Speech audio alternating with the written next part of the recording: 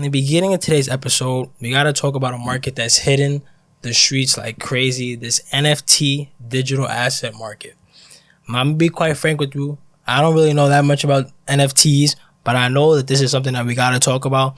So before we get into it, I'm going to say what the definition of NFTs are.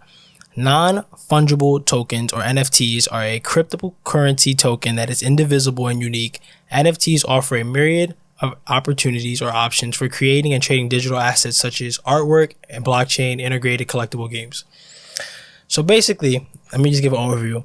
NFTs is like, if you have a piece of art, you can now create it digitally and sell a certain amount. So it kind of puts the scarcity. For example, like if you were an artist before, you create a painting, people will come, they'll want to buy it.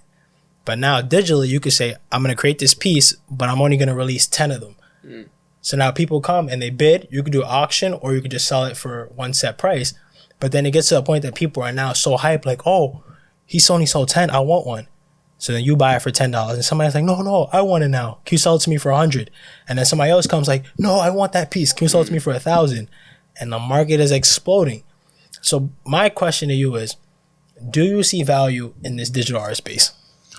I absolutely see value in it. I mean, I've been hearing a lot of people talk about it too. I also don't know too much about it, but like podcasters, influencers, these hedge fund people, seems like it's the next big thing. Especially everyone's been hearing about like cryptocurrency, Bitcoin, all Dogecoin to the moon, that type of stuff. So definitely valuable. And I would say, since I don't know too much about it, but from what I do know, I would say it's the next big thing for sure, for someone who doesn't know that much about it. But listen, I love this space. I love the fact that it's giving artists a new medium to like capitalize or monetize their skills. But no disrespect to artists. Why would you want to buy a digital asset that you can see?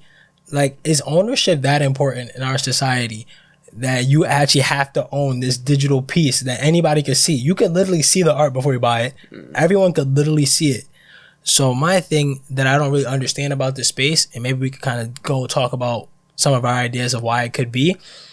Why would you say, I want this piece of digital art so bad? Is this simply a money play? Because that's how I'm thinking of it. It has to be simply a money play. Yeah, I mean, the ownership question is pretty interesting too. Like, do we have such a need to own something? And like, time and time through history, we've definitely shown that. Like, Columbus or any land or any sort of feud ever has been over ownership of rich oil or rich land with good jewels. So to not sidetrack too much, ownership's definitely a big part of it. But I do agree with you where like, just because they've created scarcity doesn't mean it should suddenly be valuable. But that's exactly what's going on here. So you know what it reminds me of? Shoes. It reminds me of shoes.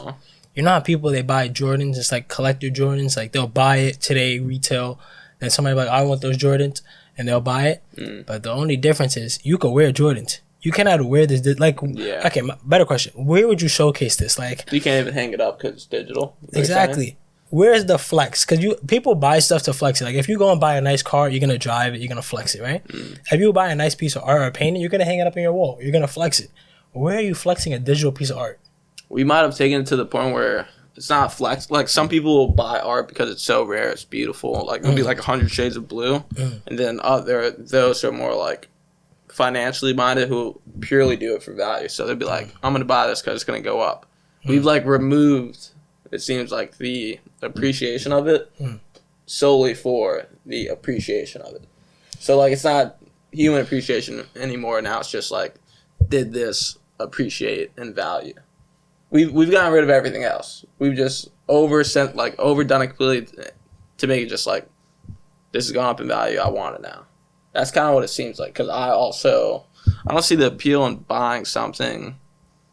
It's wild. It's wild.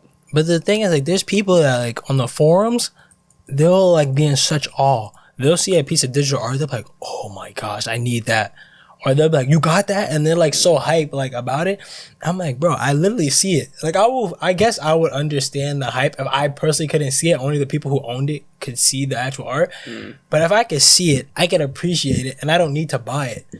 Well, I could see one day in the future, like, same way you have, like, a traditional hanging here, you could, like, digitize this to like upload this The like one that you own. it's collectors. You like want to see real art? Plug in the USB or it's Bluetooth by then, and just one of a kind. You've never even seen artwork like this because there's only 5 of them in the world. That part I'll buy. But you would have seen it, but you would have been able to probably put it on your screen, maybe. For example. No, I mean like you could well, yeah, this doesn't exist yet, but I mean like you could literally just display anything that you own on like a digital. Same way you connect your computer to a lap to a monitor. You know what I'm envisioning for the space right now? Somebody comes to your crib. Yep. You're sitting down. You're drinking like. Matter of fact, let me show you the art collection. Like, you got the screen. Okay. You got the screen. Go on your computer, log into your account wherever you hold this digital art, right? Yep. Start throwing up stuff. And people are just like, yeah. Now, when you caught that? I caught that in 2024. It was an auction. I was there. Bought it for $87 million. There's only 10 copies in the world. 10 copies. Yeah. They're like, yo. I guess I can see it in that. And then someone else pulls out their art collection, shows their rarities. But that's the only thing that makes sense. I guess it's kind of like baseball cards. Like, realistically, there's no real value in baseball cards except for the market created around it. Or like basketball cards, or any type of sports cards. Yeah, it's interesting too though, because not anyone can do it. So clearly, it should have more valuable than like. I mean, a table. Anyone can make a table. You just gotta kind of. But a digital piece of art that's like moving and requires some expertise of whatever programs you use, or maybe even coding. I guess that in and of itself kind of makes it valuable. You know what I was thinking about? Because it's just kind of capitalist to me. I was saying, what if I go pay somebody to make some digital art and I try to sell it on their behalf? You think that's possible? I think we should like do that right now. That sounds very like feasible. Because I guess the hardest part is like trying to build a name for yourself. Because like the guy Beeple, by the way, Beeple like sold like a $6.6 million piece of digital art. He's like crazy in the space. So I'm saying the reason he has so much notoriety is because he just built the hype around himself. So I'm saying, why can't I just go to Fiverr, get somebody to create a piece of digital art for me, build some hype around myself, and then start selling them? I'm like, this is my artist. This is the artist who created it. I'm the person who's selling it. Yeah, like, no, that's a great idea. It? I don't think anything is stopping you from doing that. But then when people are like, oh, this guy's not authentic, he just goes on Fiverr. But it's like, you get mad at me? I'm just trying to get some money. How would they know? Because if you pay someone for their services, you paid them. Honestly, you made it at that point. As far as the person who's going to buy it from you knows. That's no different than me going to pay somebody to create a product and then me selling the product. I'm not the engineer behind it. I'm just the seller. iPhone's made overseas in some shop. Yeah, actually, I'm going to have to look into that. Apple, yeah. But also in this digital art space, there's like people that's making money because what they're doing is they're finding these artists and putting them on like teams. And like, we'll manage you. So they'll manage a drop. If your job goes on to make you like $50K in a day, they get a little piece of that. And if they have multiple artists that's dropping a week, because this guy Beeple has been dropping crazy. He's dropping all the time. And honestly, some of his art is literally basic stuff. He had one art that was literally just cash falling. It was literally cash falling, and it was like a donkey and like an elephant, like kind of like Democrat Republican cash falling, like anti-establishment type vibe. Sold it for $1. It's currently selling for $360K. $360K. I think that's what he saw. He's like, man, I really undervalued myself. That's why he went on to make $6.6 million off of one painting. Jeez. He's like, I seriously undervalued myself. I sold this for $1 and I was in the market for $360K. I could have made at least, $10K more. So like this guy's going crazy. There's a lot of other artists on the platform, but for anybody out there who's wondering some places to get involved, like platforms, Nifty Gateway is where Beeple sells and a lot of big artists sell on there.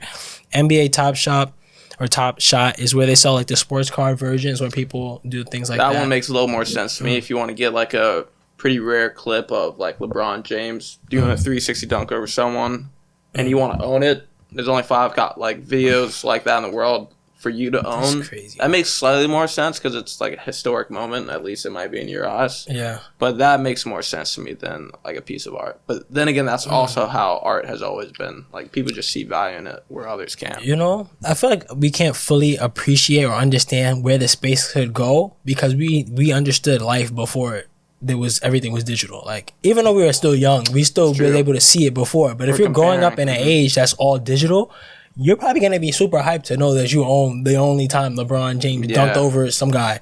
You're probably like, yo, I'm going crazy. Because that's your life. That's all you know.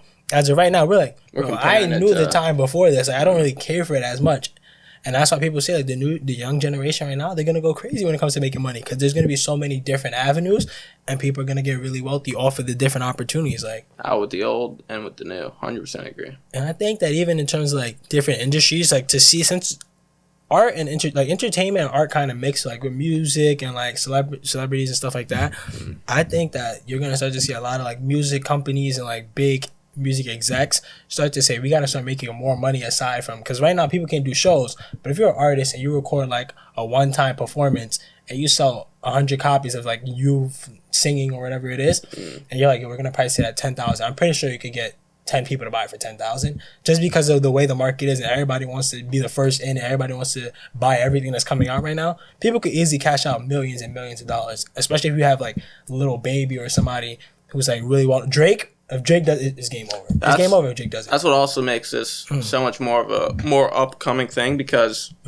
these are all like with cryptocurrency, it's like decentralization, like the blockchain. Like we've all heard those words, even though they might be confusing. Like the main theme is decentralization. So like, and we're not going to go too much into this, but like with OnlyFans, like obviously that's not crypto, but it took the money out of the hands of like the corporation and back into like the person who's actually make like the main creator. The creator, exactly, or and, the star. And the same way the star, and the same way with like if it's the Baby or like Drake, they have to like sign record labels, sign to a certain corp, and then I'm sure they take like a big cut of profits too. For sure. If you bring it back in their hands, then it's back they don't even need you. They just you could probably record a little something. You don't even have to be as big as Drake or something. If you probably have like 100,000 followers, just record a little clip like, yo, if you're my real diehard fan, I'm dropping a premium collection on whatever one of these platforms.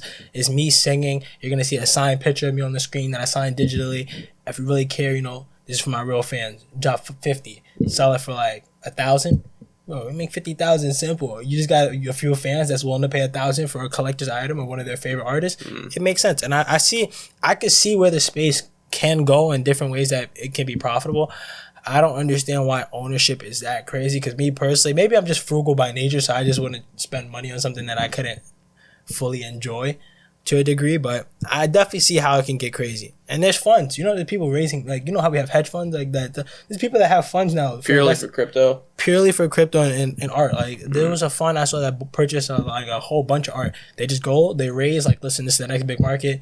Raise a couple, I don't know how much they raise, but I'm gonna say they raise $1 million, right? And they just buy a whole bunch of these pieces, resell them. The investors are seeing crazy returns. This is alternative investment. Yeah, and I'm pretty sure art's like the highest appreciating anything. Oh yeah. On a yearly basis. I think there was already funds that did that for like regular art, but now same funds are now trying to hop into the digital space, and they're gonna make money. There's nifty gateway drops every day. So I might need to change my profession every single day. So it's like people are just doing traditional things like funds and traditional ways that people finance and monetize other things and just applying it to this, which I think is going to get big. I might have to start releasing some art. Like, I really started to think like maybe I should just become an artist. Like, and also there's also so many other directions we can't see it going. Oh yeah, for sure.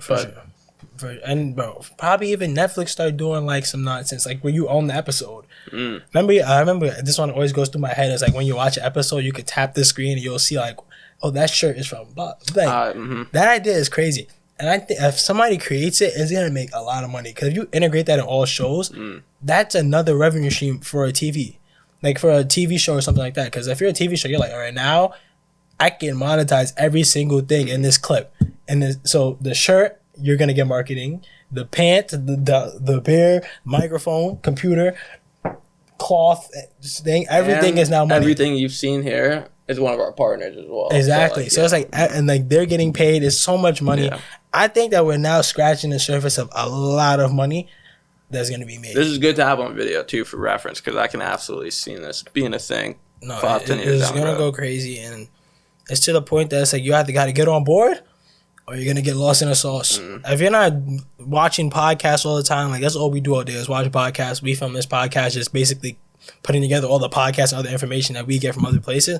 But you really gotta invest in yourself, I feel like, because going forward, like lack of information is going to be detrimental to your success or like anything you want to do. Because people, if they have more knowledge than you, they're going to be able to trump you super easy. Like people who don't know about NFTs right now are probably just chilling. By the time NFTs get to the point that it's like impossible for you to get in, you're going to be like, yo, why didn't I do NFTs? It's like, bro, people was talking about it. Where were you? NFTs is similar to Bitcoin in like 2013.